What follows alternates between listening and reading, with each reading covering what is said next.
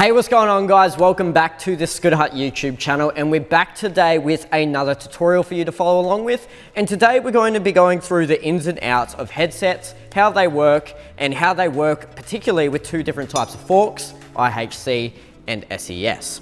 So first thing you're going to want to do is obviously install the headset. Thankfully these days, most decks come with integrated headset cups. So all you need really is the two headset bearings we have here.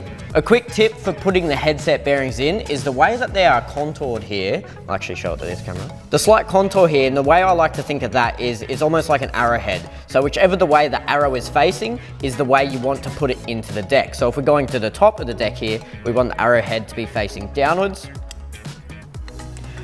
And then vice versa with the second arrowhead, we want that to be facing upwards. Now from there, you're going to want to install your fork. First up, we have the IHC Ihc DNA fork here. So we're just gonna place that through the bottom, up into the top. But now, as you can see, the fork has a lot of wiggle room. So what we need to do to combat that is install a compression ring. Now there's two different types of compression rings out there. We have one for IHC and one for SES. The one we're gonna use right now is obviously for IHC, as this is an IHC fork. And the differences are, actually I'll show you right now.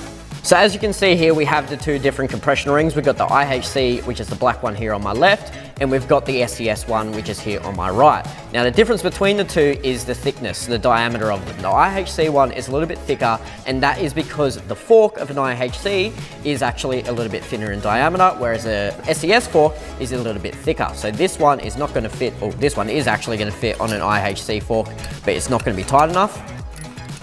Whereas this one is going to be a nice snug fit.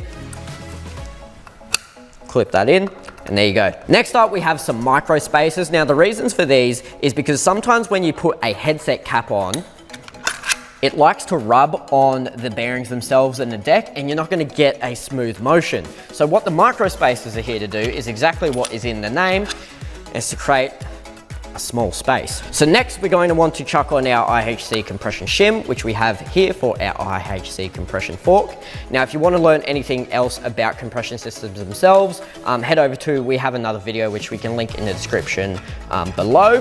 But as for now, we're just going to talk about the headsets. So we're going to tighten this down.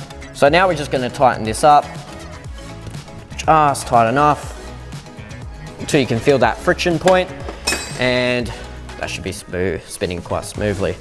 All right, now we're gonna chuck on the headset cap.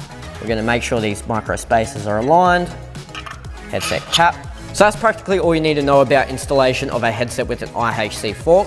What I'll do now is I'll just take this off and I'll show you how to do it with an SES. It's practically the exact same thing, but I might as well do it because we're here. All right. Same thing, we're just gonna slide it up through the top. We still have that wiggle room. We've got a little bit less because the fork is a little bit thicker, and that's where we're gonna grab our other compression ring here. Now, obviously, as I said, the IHC one is actually not even gonna fit over this fork. So if you're ever confused in what one to use, if it doesn't fit, it ain't gonna work. So we're gonna grab our SES compression ring here, and we're gonna chuck that over the top of the fork. Now it's nice and snug. Same thing as last time, we're gonna chuck on the micro spacers, and then we're gonna put it together as an SES compression would go, which you can find more about in the description below with our previous videos.